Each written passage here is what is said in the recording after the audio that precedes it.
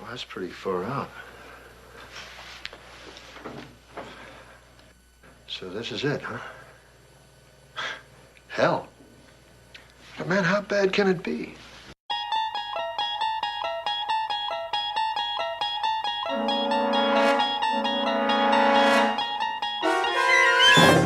Hello, and welcome to the Twilight Pwn, the internet's third most popular Twilight Zone podcast. My name is John. I'm joined by my co-host, Fred. Happy New Year, John. Happy New Year, Fred. How's your 2017 shaping up so far? We're almost 24 hours deep in this one. Well, I woke up at like 2, so I'm not quite 20. I personally am not 24 hours into it. It was pretty good. And I feel we've already talked about this via text, but I feel like I have to share with the listeners. I happen to be friends with Martin Grams Jr., author of a very comprehensive Twilight Zone guidebook on Facebook. And you're a Facebook friend. Okay, That's one thing. I'm a bash buddy. I know. It's just a different level. I know that you hung with him at or Pittsburgh's Monster Bash, but Grams was posting about his New Year's plans, and he posted a picture of a 6-pack of Smirnoff Ice. What was it? Lime and crayon smash or whatever? Crayon lime splash or something. I don't know, man. Well, I don't know. Maybe he was tuning into the Twilight Zone Marathon and, icing it up.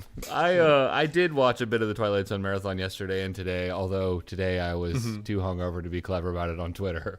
How about you? Did you get a chance to check out the marathon or have any fun New Year's Eve plans? Well, we had a little kind of earlier New Year's Eve get-together with some friends who all have kids, and at a slow point in the get-together, the television was already on, so sure. I slid it on over to Sci-Fi Channel, and I had a couple tweets as people, left the room.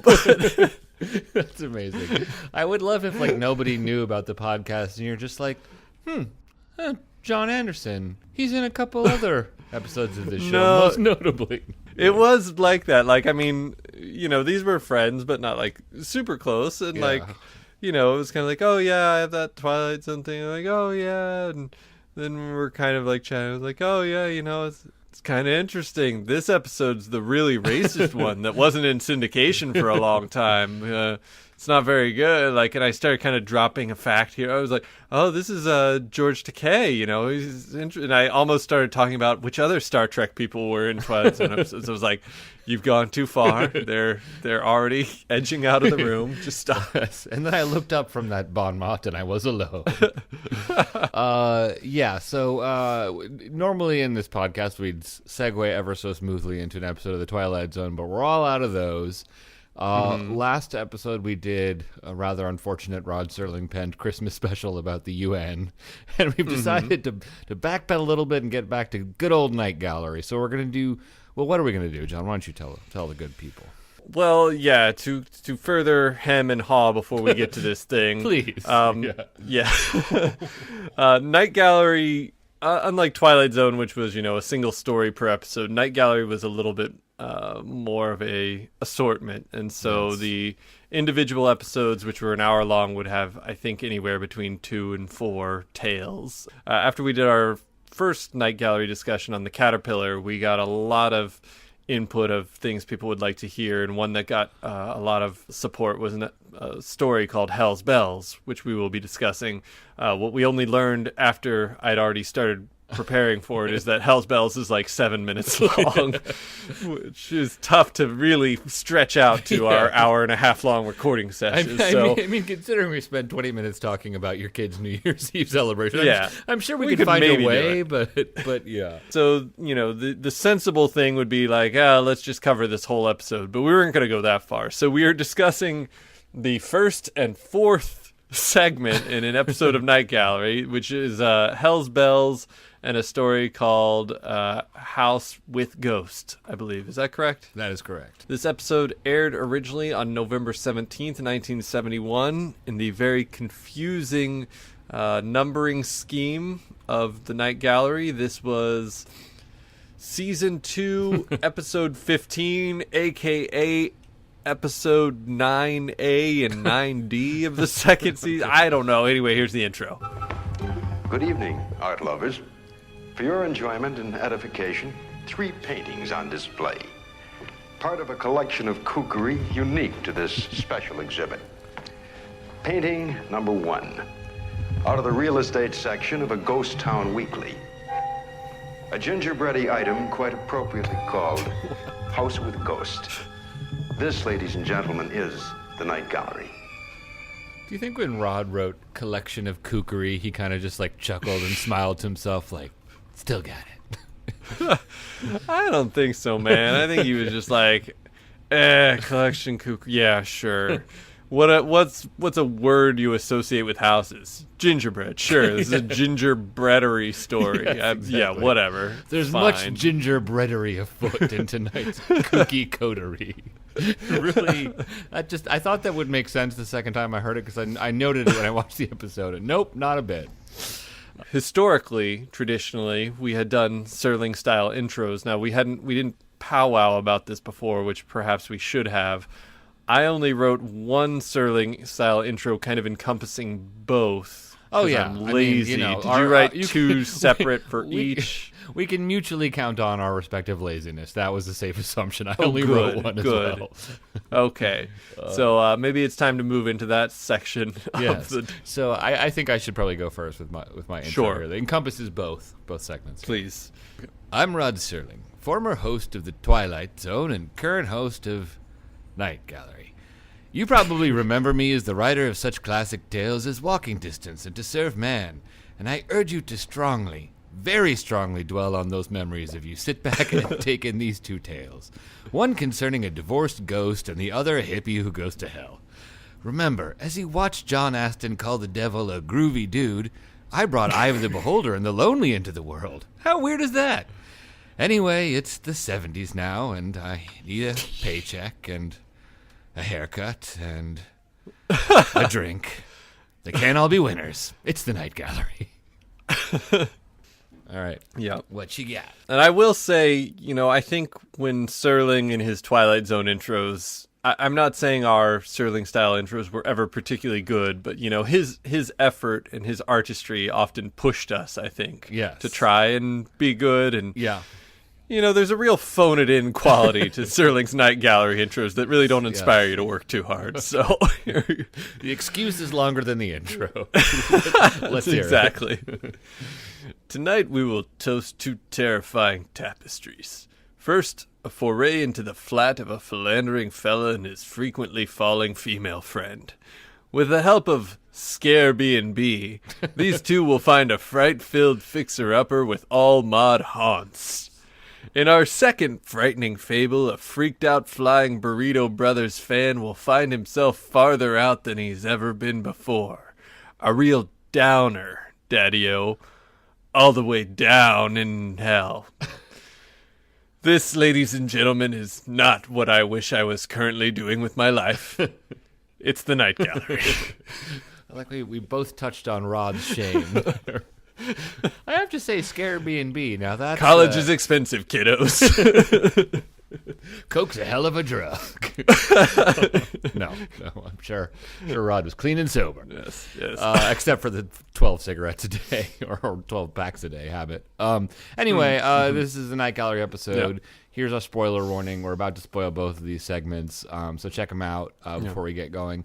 You can watch it online with Hulu. It's not free. And even if you sign up for their subscription and pay them, you still watch ads, which is baffling and annoying, but there it is. So check it out before we get going, because we're about to spoil You can it. also buy DVDs. So, True. That is the traditional. Anyway. I mean, we wouldn't, but Exactly. Oh, boy. Anyway, so, yes, this segment, House with Ghost, well, it always starts, with Serling pointing out a painting that has been prepared for the intro segment. I think it's a good place to start, and it's a pretty bad painting. a real gingerbreadery Yes, painting. exactly. It doesn't really look. I mean, the episode isn't exactly scary, which you can kind of tell based off of the picture. It kind of looks like a cover of Highlights magazine. It's got a very goofy ghosts in a house type of feel to it. And indeed, the premise of this episode is equally scary. We open in England, and a married couple from New Jersey is whining about their apartment swap. So it's quite eerie right off the bat. Yes. The basic dichotomy at the beginning is that the husband isn't happy with this flat that they've ended up in, and the wife is neutral about it, and he's flipping. People regretting timeshares. It's Yes. the stuff of great drama. but not deeply regretting. Right. Kind of like half regretting their timeshares. I'd love to set up the wife character a little bit better, but she's damn hard to get a beat on. Like, the husband is kind of like a generic, probably evil American businessman type guy. The wife is like ... question mark? Well, I think she's very of her time is the problem, because this actress, Joanne Worley, I think was very iconic in her niche as a person from Laugh-In. So Right. I think if you're watching this in the early 70s, like, you kind of have a preconceived notion of this person. So Yeah. like it helps you be able to get a read on her of like what's going but on. Share with the listeners who maybe don't have quite the familiarity with Laugh-In that you do, what Joanne Worley's personality, that character. See, that's would what I can't give you. Oh, That's I'm saying I know that she was like part of the ensemble, Okay, and I got think it. I think it's kind of like, I don't know, like No, I hear you. It's like the guy who played what's Ron the name of the woman Swan- from Glee? Or okay, that's a good one. Yeah. Nick Offerman. Yeah, Yeah. like I think if like Nick Offerman was in a different thing, like some kind of anthology, Yeah. he'd have kind of a preconceived like, Yeah. okay, this is that guy's persona. This is Yeah. how he just kind of presents Yeah. himself in Well, different my situations. character is implied. Let's get going with the plot. Yeah. I think- Super nice guy, BT Dubs. This is one of the few times I can Oh. star F a little bit. Oh, you've star F Nick Offerman? Please tell. Please share. Before I made my movie, as Oh. kind of a boot camp, I worked on another film that was shooting in Austin earlier that summer, and Nick was in it and a producer Nick. on it, and Mr. Offerman, Mr. Swanson, whatever. Yeah. But he was a super super nice guy. I was very happy I hadn't watched Parks and Rec at that time, so I didn't really have like an idea of him in my head. I'd seen him in like an independent movie or two, but didn't really know him, and so I was able to just be like normal to him. Sorry, I think John, if I had seen, John, sorry, could you hold on a second? I'm getting a text from Yeah. David Diggs. Yeah, he's the guy. in oh, Hamilton. okay, I went to high school. yeah, with yeah. him. Well, we all have our Sorry. things. Anyway, So yeah, that's cool. long-winded way of saying super super nice guy. Cool. Who also seems like a nice guy is the wife in this story. And she, they're looking through the paper to try and find a better sublet. Or the husband is pushing for like a country estate type place. And Can I stop you and say, Yeah. did all this talk about swaps taking place in like a 70s milieu kind of make you uneasy? Like, did you start just kind of associating it with something else? Yeah, I mean, it was like the Key Party decade, but just the word swap in the 70s has a kind of like erotic flair to it. Right. But anyway, Swap meets were very risky. Yeah. You didn't take your kid to the neighborhood swap meet in the 70s, you know? right off the bat with this episode, we get the introduction of this concept of they're going to rent a house that could or could not come with a ghost. When I first heard them talk about that, I assumed that they were kind of being playful and that they didn't really think there would actually be a ghost, and the ghost would later turn out to be a surprise.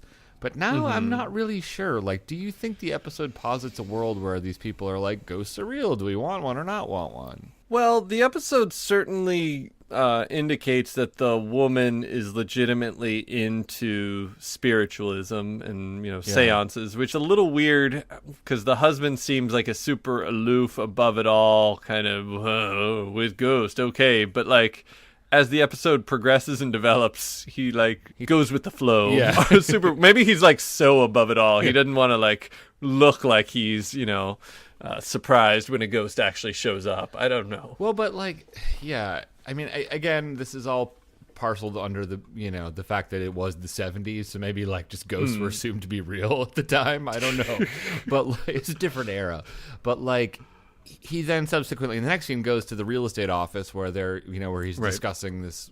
He wants to rent like a country manor, and he's discussing it with this old-fashioned sort of ancient Harry Potter looking type guy, and they discuss very earnestly like the concept of like, oh, this house has a ghost, this one doesn't. There's this kind of ghost. Your first ghost, Mr. Travers. Stay with the suburban spirit. They wear so much better over the long haul. There's no banging around until after sunset. But your country ghosts, they're up at the crack of dawn. A, Mr. Chichester, this is not going to be for the long haul. And B, I think the country air would be better for my wife's health. Oh, invalid, starved for company, eh? I get numbers of those. Wrong. My wife has dizzy spells. Nothing serious. It's just inconvenient. Yeah, I think this episode, or maybe this segment's just, like, directed wrong. Like, Yeah. I think it would play better if, like, Chichester were totally straight and like, yes, we want a suburban, you don't want that kind of ghost, and this, you want a stairwell ghost, and blah, blah, blah.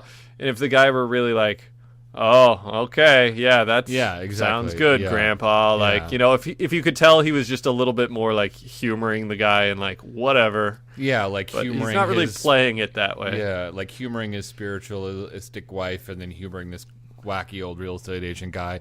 But yeah, instead it's more like, that ghost sounds good. Then it's like, what? Yeah, it's a real Like- negotiation of like, okay, now how much is the stairwell ghost gonna run me here? Exactly. He comes in real hard on the deal. Are you set on any particular placement? Placement? Well, there's your bedroom ghost, your hall ghost, attic ghost. We've had quite a glut of attic ghosts. Well, that's not really important, Mr. Chichester. As a matter of fact, I have a one-story ranchito, a tract house just outside of Liverpool with a rumpus room ghost. But here, Canby Hall. Now, this is your stairwell ghost. Will that do? Stairwell ghost. Yes, I like that. Yeah, Well, just that vaguest memory of Liverpool made me wonder: would you break out your Lenin for a second, or your Liverpudlian? For old time's sake. Oh, stairwell ghost. Ringo had one of those growing up. He did. Sorry, that's god awful. I apologize. Sorry, Tom. Yeah, sorry. So yeah, you know, whether he believes in ghosts or not, they've decided on, or he's decided on this place called Canby Hall. Yeah, so the ghost of Canby Hall is kind of like a disgruntled husband, which we learned from the real estate agent, which is quite eerie. A divorced ghost. Anyway, the American couple arrives at the manor. And we get an inkling here when he's sort of discussing the staircase in this kind of ominous way that maybe he kind of has a plan for this, for that staircase, and maybe he actually wants to kill his wife. Yeah, and I don't know. Maybe they're such a small sample size; it's hard to tell. Maybe some Night Gallery episodes truck in subtlety, but like, you know, just having the kind of jerky husband more or less twist his mustache and be like, nice staircase, eh? Yeah. My wife falls down a lot. No big deal. It's like, okay. Yeah. All right. I will say, as ham-fisted as it is, like, I was happy to see that the episode was going to have a plot, and it wasn't just like a long, review of this Airbnb that they rent. Because pretty much fair. Up until then, it's really just like, okay, and a couple's renting a house. Anyway, as the husband is twisting his mustache, we see like a razor blade without being operated by ghostly hands slice off the handle of their luggage, and as he's carrying it up the staircase, it fully breaks and the luggage falls down, and it's quite the ghostly zinger. Yeah, the first big scare of the episode's all about poor quality luggage. It's good stuff. It's shocking. Chills down your spine. Is that like a classic prank? I'm curious. You know how like in like people used to like cram phone booths or whatever, which of course they don't do anymore because they cram Snapchats now. But you know what I mean? Like is like thinning, like slicing somebody's luggage so that it'll fall apart. Is that like do you think like a classic prank? Yeah, I don't think I could call it a classic since I've never heard of it, and I'm, as you know, very well versed in prank lore. I have a prank HD. Yeah, I don't know. I mean, it seems like it'd be a very a-hole-ish thing to do, but I mean, I guess a lot of pranks kind of walk that line. Yeah. So yeah. it's hard to know. Well, anyway. When we get back from commercial, the plot kind of thickens-ish. I mean, it's kind of like when you're making a recipe and you've been beating the batter for a while, but it's not really coming together. You're like, what did I leave out? You know, You're like, maybe I guess I'll just keep adding flour until something happens. The plot doesn't. It doesn't think in it. It lumpens. The plot lumps. Yeah, yeah. There are definitely lumps. There's progress here, but it's not quite right. So the husband is talking on the phone with a British floozy. And apparently he wants to leave his wife and be with her, but he's lied to the floozy, saying that they're sort of on the verge of a divorce, and he's trying to stall the floozy for a little more time. But the floozy's being a floozy and being impatient about it. So while this sort of conspiratorial convo is going on, upstairs, a ghost. I guess we already saw the ghost, so it's less of a surprise. But a ghost is dragging the wife around. And it's kind of like a scary scene, I guess.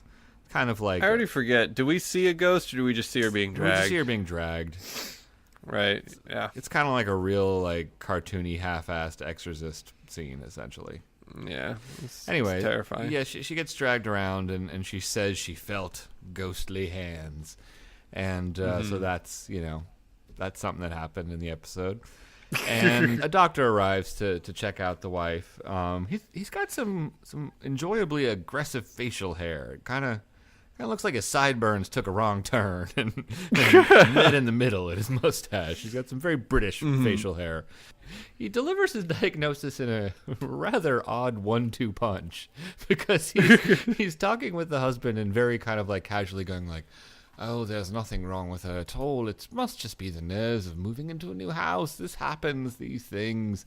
By the way," and then he launches into a terminal diagnosis. Do we have any clips here? No, I don't have this one. Okay, but it wasn't the classic Twilight Zone terminal diagnosis of, if we can just live till midnight, she'll live forever. Right. But it was in the same vein of a very...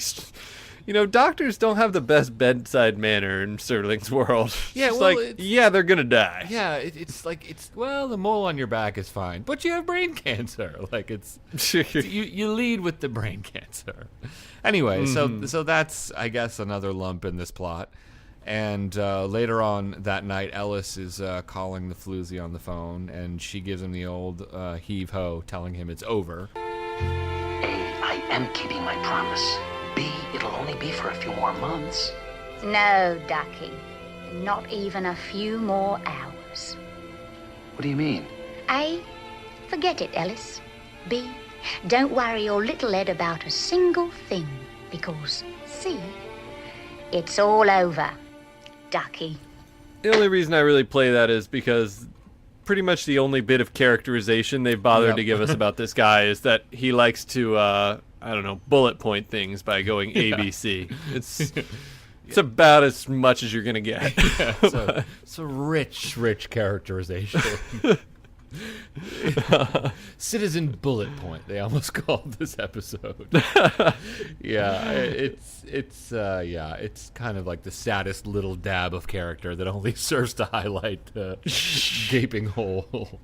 But anyway, they get a lot of mileage out of it. I mean, virtually every character at some point, wittily retorts an ABC at him. But okay, cool.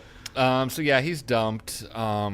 And meanwhile, upstairs, Ellis's wife is knitting, and the ghost is playfully stealing her yarn. Tee-hee. And she follows the ball of yarn out on... Yeah, she's part cat. Yes, We've learned that in the previous scenes we haven't covered. And she follows the ball of yarn to the top of the staircase. And this is just like Final Destination, It's a real Rube Goldberg plot. This ghost hatches. Exactly. She blindly follows the ball of yarn to the top of the staircase. Giving her a good shove. Yeah.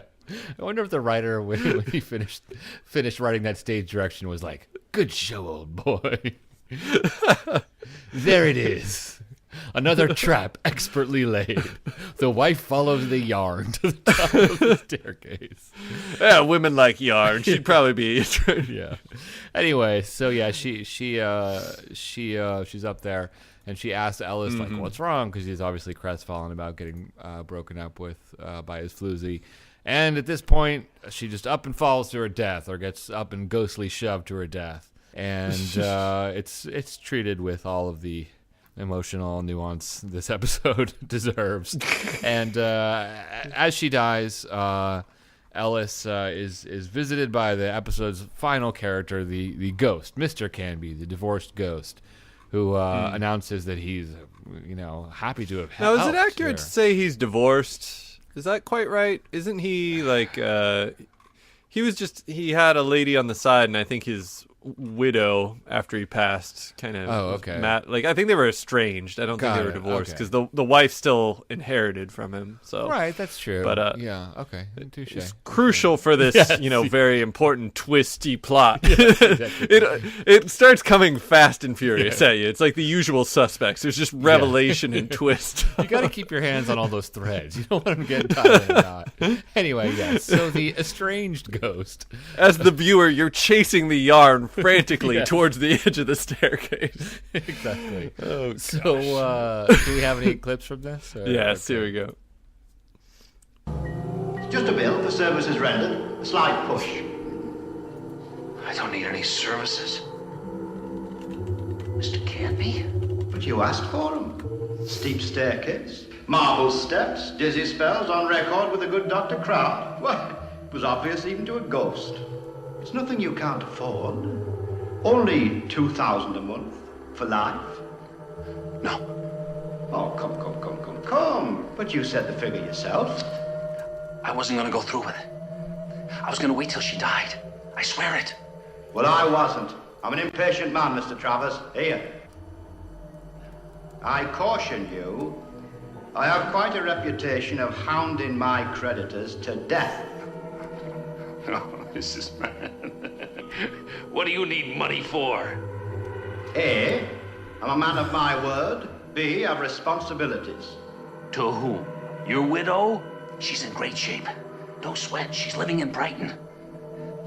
She's having a ball. Just ask Mr. Chichester. Oh, no, Mr. Travers. You see, my wife upset the provisions of my will. She troubled my afterlife. No, Mrs. Canby won't be getting another shilling from me. Or you. The full address of the person you'll make the payments to is on the top of this bill. She's living in Manchester.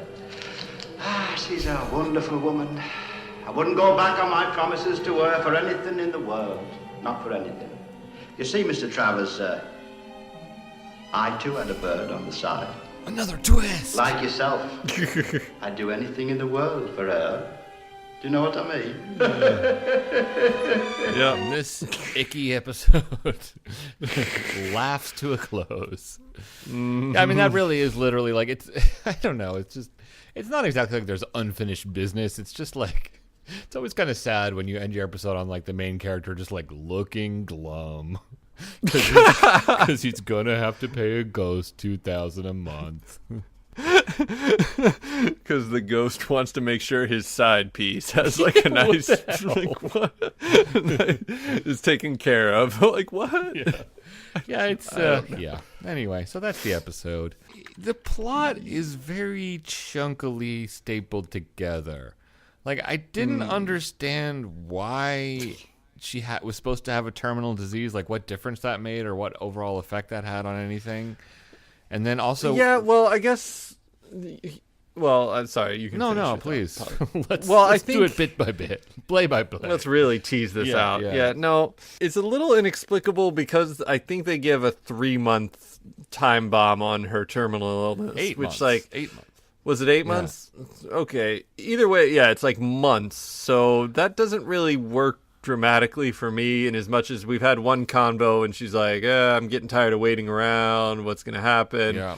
And then he's like, hey, no, it's great. It's only going to be 8 more months. Like, what? Huh? Yeah. Like, I guess for him, the drama is he was either thinking he was going to have to push her if he's being cool and aloof, or he was banking, in fact, on the ghost pushing her off the thing, which is like a stretch. But then he was happy because instead she just died of. Yeah, dramatically it's just muddled choppy. And mushy it's and confusing. It doesn't really add anything to the story. And then it doesn't heighten stakes to be like, oh my God, my wife's gonna die. Eventually, like okay, like that'll solve all my problems later.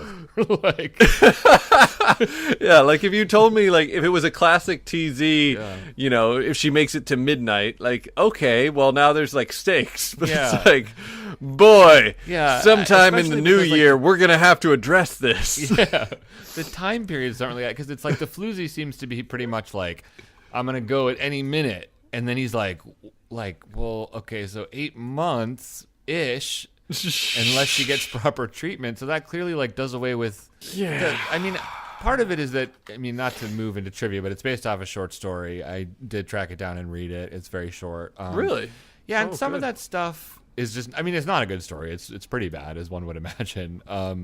But it at least is simple. There's not all this like back and forth about the terminal illness and the doctor and that stuff. So it's a bad story pretty much, but it's kind of like, I think we mentioned this off air. You talked about something to do with being like a Playboy cartoon. Like I thought this one is basically just like a Playboy cartoon blown up to like 20 minutes or something. It's just like, oh, the cheating husband wants to off his wife, but then the ghost kills him. But it's a cheating ghost too, because we're all cheating on our ladies here. Even when we're, it's like, what? It'll be the 70s forever. It's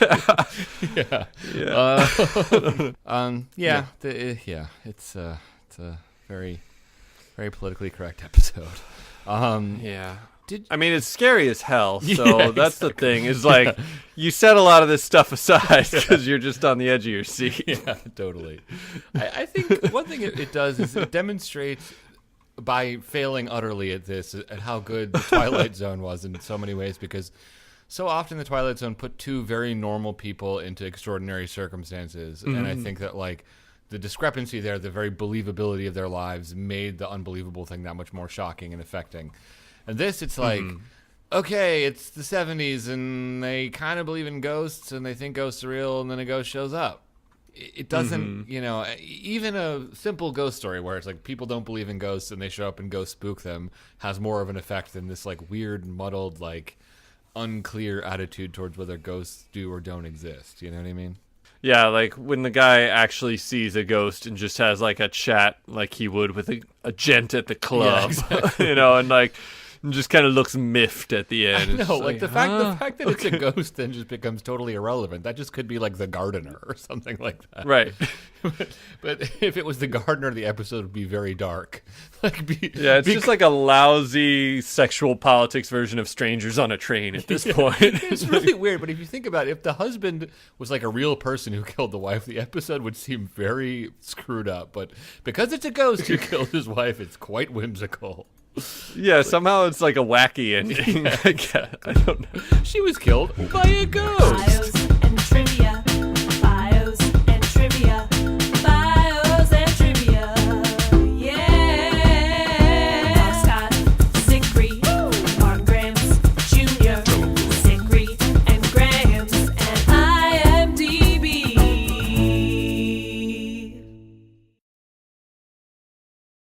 Bob Crane played Ellis Travers, the main guy. We already discussed him at some length in our discussion of the Twilight Zone episode Static. Wait, do we have any trivia first, though, before we go into bios? Or? I'm sorry. I have no trivia. Yeah. None. Well, I mean, I don't really have much trivia either, but I did read the story that this is based off called House with Ghost, unsurprisingly, by August Derleth. As I said, it does dispense with the concept of like her developing a terminal disease. But other than that, it's pretty much the same. I don't even know why I brought it up, to be honest, because I have no observations. I just wanted to brag about finding the story. I found it. I read it. It doesn't enlighten the episode. Move along. Okay. Joanne Worley played Iris Travers. She was a regular on Laugh, and she had kind of a long career too, but And Charles Napier played the Doctor. He was also in the Twilight Zone episode Passage on the Lady Anne, and we all remember him best as Alfred from the Batman TV series. Yes. But, that's cool. about it. All right, well, that wraps it up for House with Ghost. Now we move on to the last segment in this episode. That was kind of your ghost story. Now we move on to like the psychological thriller. Yes, exactly. Well, I was going to say that was kind of the main course. Now we move on to our digestif, our after-dinner mix. Hell's Bells is what it's called. And obviously it's aired on the same date as the earlier one. So let's hear Serling's intro about it. Okay. Our final selection this evening, an import from that other region, that infernal inferno down below, offered to you now in living color and with a small scent of sulfur. Our painting is called Hell's Bells. Yeah. Inferno is like one of those things that kind of sounds good, but isn't it the same root anyway? So I don't know. It's kind of like they're shipping ships. Like, I don't know. Is that impressive wordplay to just use kind of the same word? Yeah, not really. Answer, not really. I just can't help but hear Hell's Bells like every time. I was really hoping you'd bring in the AC/DC there, but anyway, maybe we'll plop it in at the end. Anyway, so Serling's talking about saying some vague stuff about hell, and the painting is pretty much just straightforward hell landscape in the and then we jump right into the episode, and man, do the first 3 shots let us know we're in for a groovy time, because we've got well, let me set the stage. Yeah, let's hear the music. Let me give you some...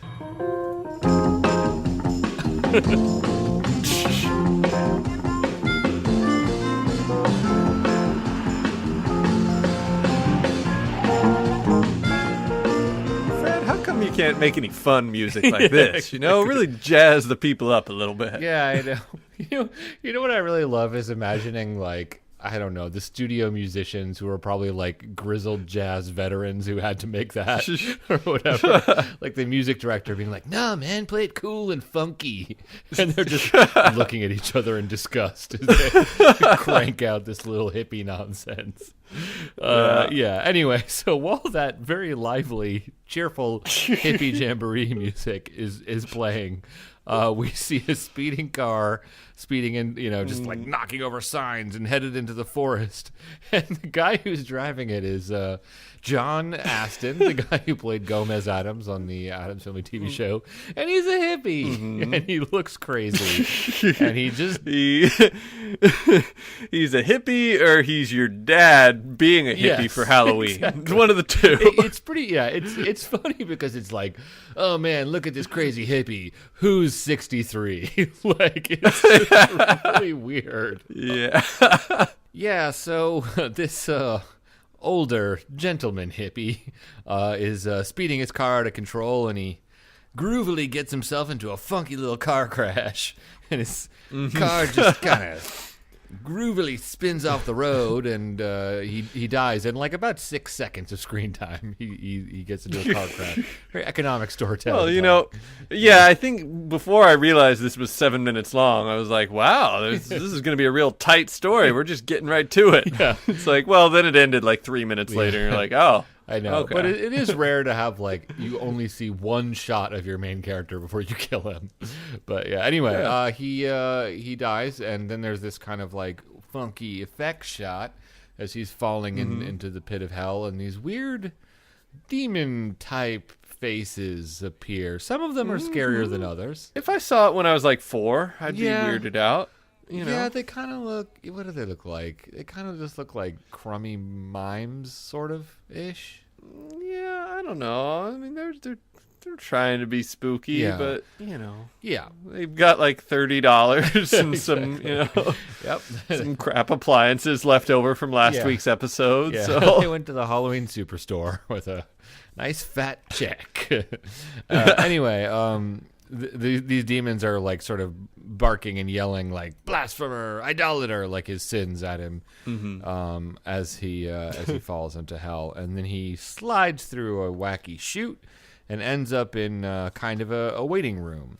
And at this point, we get a full look at his hippie garb. It kind of looks more like he's dressed in drag than he's a hippie. Like he's got like sort of like a Renfest top and some kicky Harlequin boots and like leopard skin tights. It's a very fake. It's hippie far out, ensemble. man. Yep, it's truly groovy.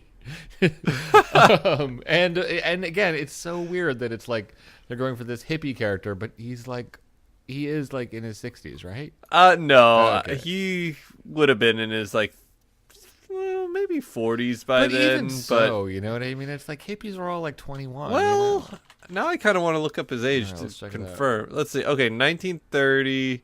Yeah, he would have been in his 40s, but he's an old soul. Yes. He does just come off as an older fella. Yeah. So this is Hell's waiting room. We come to quickly realize, and we get like a little bit of, I don't know, prop comedy, what to call it. He tries to go into the room that's labeled next, but the doorknob pops off, and he like tosses it in a corner like some badass hippie, and then he starts chewing some gum, and he tosses the wrapper on the floor. And at this point, a maid type of person appears from thin air to chastise him for dropping his gum wrapper on the floor. Hey, lady, is this it? Is this what? You know, hell. No, this is the waiting room. We're very rushed. They're sending too many people down here lately. I don't know what they expect us to do. You'll have to take your turn just like every... I don't know what you think this is all about, young man, but this is no pig pen. Neat. You've got to be neat. Don't get uptight with me, lady. Fat lady. I'm hip. Hey, fat lady, all I was doing was driving my car. I don't have any time for discussions. Yeah. Yeah, I that don't is some know. authentic hippie acting there. I'm hip. Yeah. And I don't get why they made the lady have to call me fat lady. I don't think know. it's like, am I it missing ain't like no- a cue of something? I think it maybe was like it ain't over till the fat lady sings or something.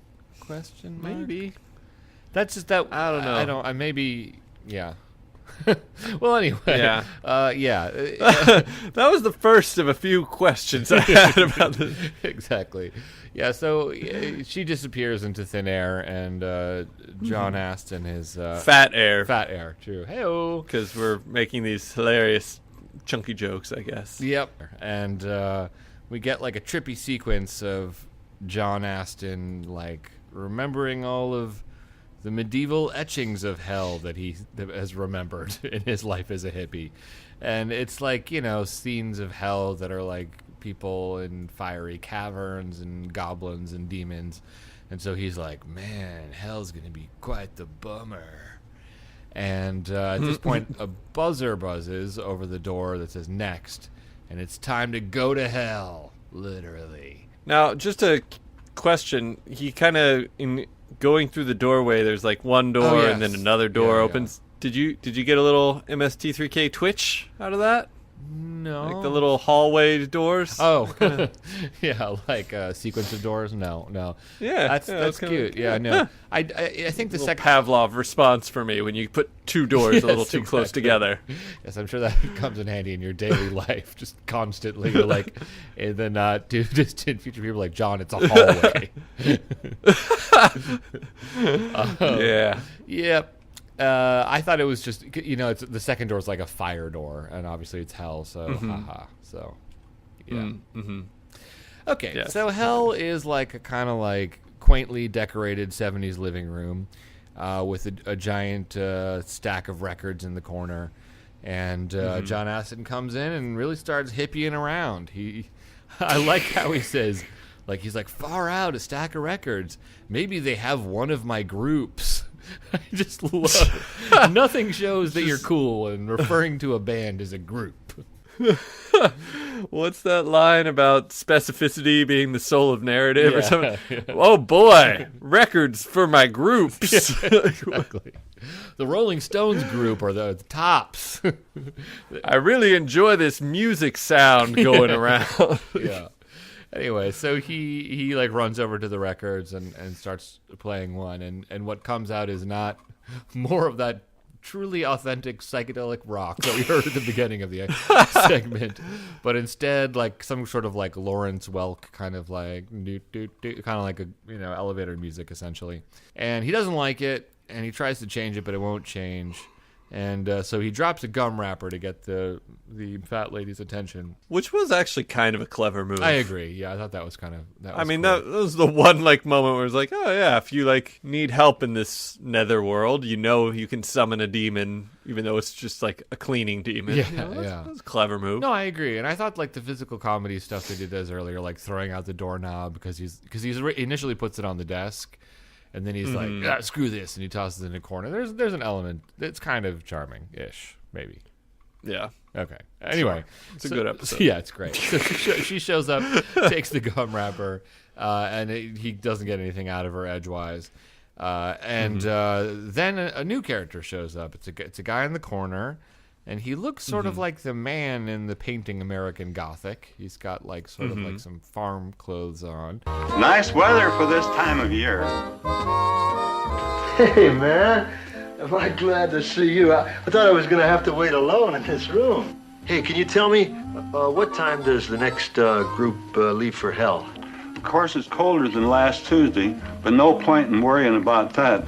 It's warmer than it was 2 weeks ago come Thursday. Hey, you're right, man. That's beautiful. We got to talk about other things. Get our minds off this place and that music. Yeah. Hey, isn't that something about the Beatles splitting up? Best thing for beetles is a tincture of arsenic. Of course, down on the farm, we used to use old-fashioned zinc powder. Rain would wash it off till Granddaddy mixed it with glue. No, man. I'm talking about the group. Baby had the croup once. Grandma mixed up some camphor and boiled it in sulfur. You know something, man? You are boring. Yeah. You are a bore. This whole place is boring. Bummer! Once again, the authentic hippie dialogue floweth freely. I love how they're like, how can we show these real hippie and down with cool music? He knows the Beatles. Like, come on. Anyway, yeah. So we're kind of like starting to slowly suss what this episode is winding up to, but the boring conversation ends, and then two new characters show up. They're sort of like tourists who have just returned from some sort of vacation, and they have 8,500 slides to show him, which is totally a real sad day when slideshow jokes fell out of favor. Yeah, exactly. I feel like they limped along till the early 90s. Yeah, I know. Yeah, I wonder if like anyone in history has ever actually shown anyone a slideshow of their vacation, or have you? Has that happened to you? I do remember at some point we did have one of those like slideshow things where you get the little square photos, and we'd we'd go through them with our own family privately at times, but I never remember the actual stereotypical being subjected to watching someone else's slideshow. Yeah, no, it's a convention like that has happened in every sitcom ever written, but like it's happened sparingly in my life. There's scant evidence of it happening on the ground in the real world. Sort of the Sadie Hawkins Day dance thing, but I remember that we had this conversation before, and you apparently went to a Sadie Hawkins dance. So anyway, lies. But so the hippies are like, man, I can't wait to get to real hell. Like, obviously it's going to be full of fire and brimstone. What's up with this boring, horrible waiting room? And so at this point he bypasses the fat lady and he calls directly for the devil. And the devil shows up, and he's kind of glam. He's got like a he's got like a lot of. I feel like that's being generous. I mean, he's glittery, but is he glam? Well, he's got like a glittery pitchfork. Yeah, he does have a glittery pitchfork. He's got kind of like a disco devil look to him. I don't know. Maybe that's an exaggeration. Anyway, the devil shows up.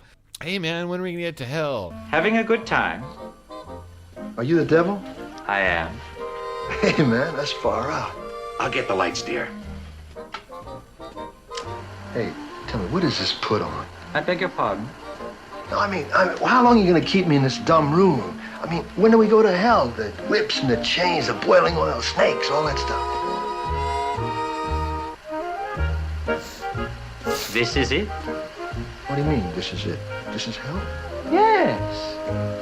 This first one I took from the freeway in San Diego. My dear boy, hell is never what you expect it to be. But for you, This is it. Don't you like it? Oh, man, it's a downer. Yes, it is, isn't it? Of course, you can't see it too clearly because Fred was driving so fast. You know, it's a curious thing, but they have exactly the same room up there.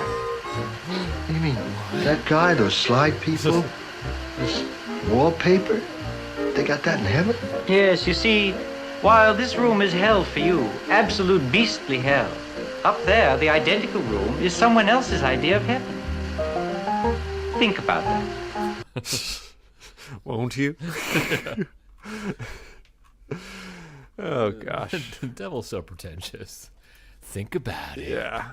I bet there's not actors. Yeah, it's the rare Twilight Zone twist that has the twist and then a character literally say, think about it. Exactly, yeah. I also bet the devil's like totally BSing. Like, I bet there isn't that room in heaven. Like, that's nobody's idea of heaven. The devil just wants to make like a clever point. So he's like, you know, they got this exact same room up in heaven. Yeah. Anyway, that's the end of the episode. Well, I guess the hippie flails around. Well, there's one very more important part. I just wanted to be sure we kept separate. No. Bummer. Bummer.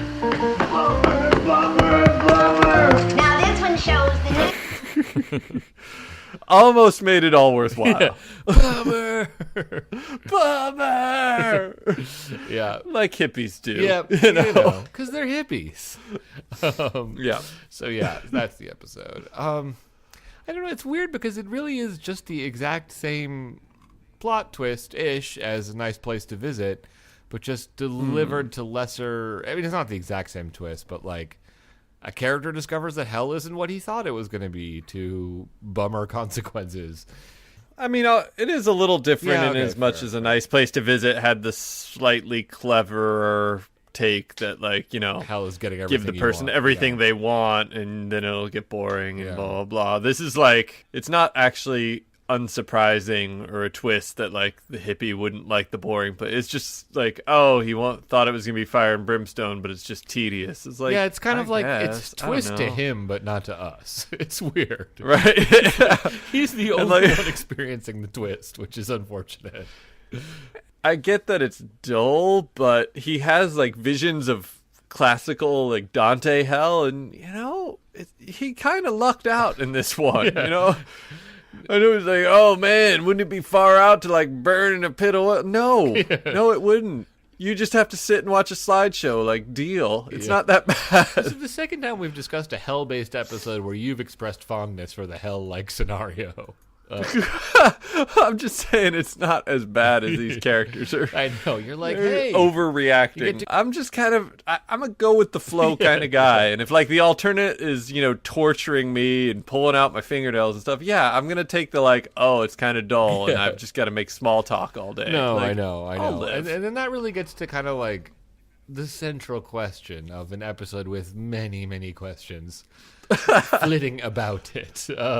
Which is just like, what point in the evolution of the hippie does this, where does this land in the larger context of how American society saw hippies? Because, like, I don't really think of hippies as, like, driving a car really fast and being huge sinners. You know what I mean? He seems kind of like a criminal, sort of, or... I'm going to pull on my extensive knowledge of having recently read some books dealing with the mid to late 60s and early 70s, which didn't actually address this that much. But, you know, I think the hippie stereotype, I get the impression this episode's a couple years late anyway. Well, of course, so, I mean, you know, you're like, your real hippie was kind of like a late 60s. Sure. You know, 67, 68 kind of thing. So we're talking, what was it, 72, 73, more or less. The kind of peace-loving hippie had kind of fused and morphed with like the Easy Rider, dropping out of society kind of hippie, which is where you kind of then you get all these exploitation movies that kind of intermingle the like free love, doing drugs hippie with the like just counterculture, which also could be like crime. I know what you mean. This is like more thought than I think the writer put into it. It's not about the writer, but it is interesting because like you wouldn't exactly have this in 1969, you know. And you also wouldn't have it in 1980. Like it would be a different stereotype. And I agree, they're late to the hippie mocking party. But I think that's kind of like the point to some degree, is that like the idea of a hippie had like kind of been baked in the oven too long and turned into this weird like combo like hippie dropout thing, and it had become sort of like a societal cartoon punching bag thing, and an interesting in a way that I guess is just interesting to note that, I guess. If I were to compare the first segment we discussed to a Playboy cartoon, Yes. I felt this like really just had all the punch and zing of like a Mad Magazine 3-panel. Yeah, you know, exactly. it's like Yeah, I could just see the artwork of Yeah. it. It's just like, Yeah. To its credit, this is not like a 25-minute long episode. Like the only credit I can give it is that it's really about 7, maybe 8 minutes long, and it's like, there's absolutely no more to say here, but it's also kind of stunning that like it exists. That people felt the need to commit it to film. It really is just like, it's a joke. It's something that like, you know, like a boss tries to tell his secretary to get her to laugh. You know what I mean? Like, it's not something that needed to be imprinted on motion picture film. Yeah, the fact that like John Astin earned probably in excess of $100 doing this is like questionable. What we doing next? Bios and trivia. Bios and trivia. Bios and trivia. Yeah. Mark Scott, Zickery, Mark Grams Jr., Zickery and Grams, and IMDb. Again, sorry. I don't have any trivia on this. You know, I think in time, some bright, enterprising young man might go through the vault. In fact, I think someone maybe has. We just haven't purchased the book yet. So sorry about that. Martin Grams Jr. can, you know, buy like a box of ice and hold up for the winter and hold court. I actually, again, I was able to, I smugly point out that I was able to track down the short story that this is based off of. This was based on a short. Oh yeah. Yeah, I mean it's like a. Well, wait, was it? Yeah, it's like 1 page long though. It's basically like a joke. It's like a 1-page joke that's written in story form. And it's funny though because it's like it's not really a hippie, and it takes place in England. It's written by a British author, and I'm just going to read you this little short excerpt from it because it's just like demonstrates like how insanely British it is. Here we go. The characters obviously have a different name. Septimus Throgmorton Duff had been a thoroughly bad lot. Blasphemer, fornicator, thief, this in a mild sort of way, his victims usually being British Rail, W.H. Smith, and Tesco Supermarkets Limited. Like, already there's like so much in that sentence that's like impossible to understand if you're not British. Just Septimus Throgmorton Duff and like Tesco and all that. Anyway. So I don't know. It's basically as you can imagine, there's not too much more to the story than there is to the episode. In his version of Hell, it's like a Reader's Digest, and the music that's playing is The Sound of Music, the original cast recording. So I don't know. That's a different version of Hell. I guess they just really gave it some zazz by making it a hippie. But that's what we're trying to pass off as trivia. So moving on to Bios. John Astin played Randy Miller. He was in the Twilight Zone episode 100 Yards Over the Rim, way back when. Played the Charlie. Father, or not father, but friend of... Yeah, we talked about the confused lineage of... I'm sorry, you were talking about the episode. I was thinking about Sean Astin. Right. Yes. Jodie Gilbert played Fat Lady.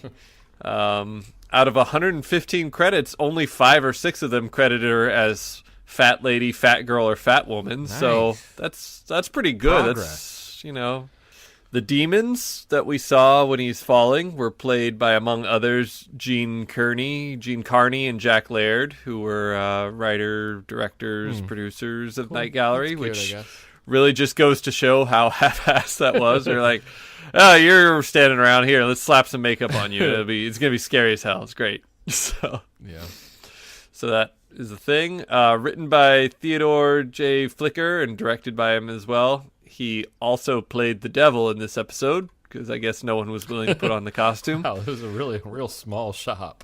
You kind of get the impression like Flicker maybe just did this off hours. Like, it was like he delivered it at the end when he wasn't really supposed to make this one. And they were like, oh, God, well, we've already burned the film. Fine, sure, whatever. Cool. He created the show Barney Miller. Oh. He directed an episode of the That's 80s Twilight Zone, Random so info. that's interesting. Inevitable.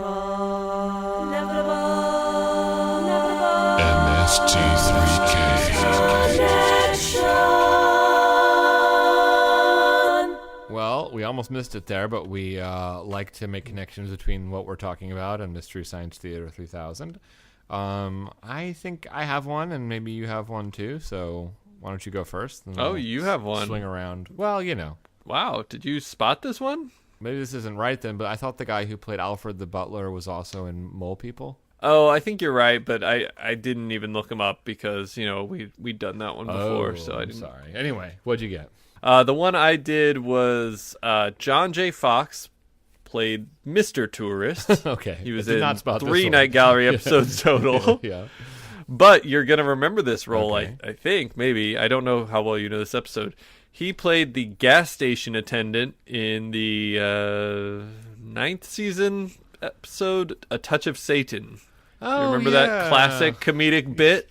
Yeah, With I do remember that bit where, the Fromicidal Maniacs. Fromicidal Maniacs, right. I knew there was some little bit of hillbilly humor in there, and I forgot what it was. Fromicidal. You said Fromicidal. Fromicidal, okay, We ain't yes. got any of those Fromicidal Maniacs around here. Listeners, thanks for sticking around. We're rehashing jokes from Mystery Science Theater 3000. Anyway, All right, anything else about him? So, or? yes, she's a great guy. Okay. I don't know. Gary's a great loved guy. by everybody. All right. So yeah, due to the slapdash, or just the compilation nature of Night Gallery, it's really hard to pin down exactly where IMDb lands on these because they're rating the collection of episodes as a whole. But even with that proviso or qualification, this episode gets a 6.9. So yeah. So I think, even of the 2 bits in this episode we didn't view, I don't think there's anything all that redeemable. Yeah. People don't like this one. I mean, both of these are very bad. There's not much. The first one, House with Ghost, is even if you overlook the clunky plot stuff that doesn't really work, and if you overlook just the confusion about whether the characters perceive ghosts. Even if you overlook all that, it's a pretty story, and it's a stupid punchline. Yeah. So that one's very low to me, in the kind of 2+ neighborhood. That's what I was thinking. And Hell's Bells is primary positive quality is that it's short. So I think that also puts it under 5. So kind of in the 3 range. I will say John Astin is just kind of funny to watch. Him saying "bummer" is just enjoyable. So I liked it more than House with Ghost, but that's that's just because it's shorter and it had a guy saying "bummer." Yeah. What about you? Yeah, I think we're pretty much on the same page. I'd put the first one at a 3. It's just just not very good. And then Hell's Bells, I don't know. I mean, I get it's going for a kind of humor, but it's a weak, lame joke, and it's pretty awful. But I agree, John Astin screaming "bummer" to the heavens at the end is a pretty amusing last image. But I kind of think it's good bad, or so bad it's good. So I'd give it kind of a 2+. Yeah. I mean, it's terrible, but it's funny. But I don't. 3-. That seems about right to me. Or maybe Sure. Or 2+. It's just crap, basically. Yeah, whatever. It's crap. I'm sorry. I'm sorry, listeners. You've just devoted an hour to us just talking about crap. Yeah. We apologize. We'll move along. All right. You could turn on the television and just somehow hit a random button and watch TV for an hour, and you're likely going to get something better. I wouldn't than say likely, I mean, guaranteed to get something better. Anyway, that wraps it up for House with Ghost and Hell's Bells. Thanks to the listeners who steered us towards these particular gems. We thank you from the bottom of our hearts. We'll be back next month doing something else, maybe Night Gallery, maybe something else at Serling. We'll probably try something different than Night Gallery for I need a breather between these things. If you have any suggestions for us, please do get in touch via email. But there's lots of ways to get in touch with us. John, what are they all?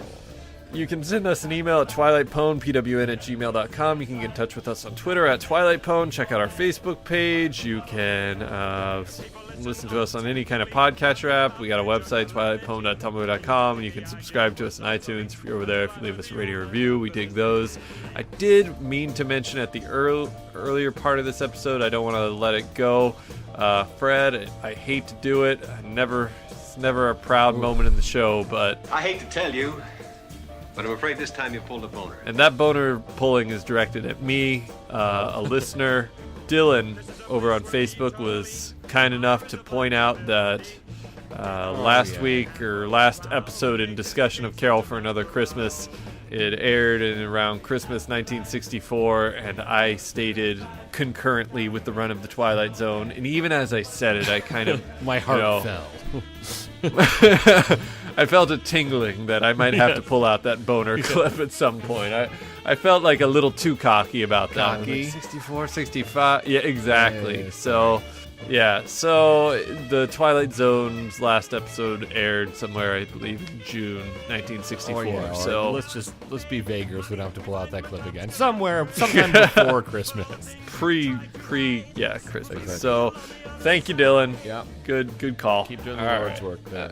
All right. Well, I'll talk to you hopefully sooner than a month, but I will definitely talk to you in a month for a discussion of something fun.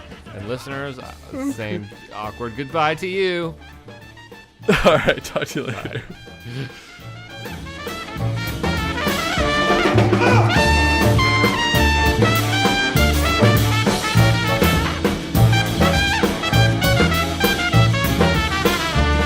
Now the D and the A and the M and the N and the A and the T and the I-O-N. Lose your face, lose your name, then give it a full sort of flame. D and the A and the M and the N and the A and the T and the I-O-N. Lose your face, lose your name, then give it a full sort of flame. This is even a further digression that will probably end up on the cutting room floor, but have you ever seen the sci-fi movie Fantastic Planet, the animated one? No, I think I've seen the original. No, wait. No, I haven't. Yeah, it's like a French... I've heard of it.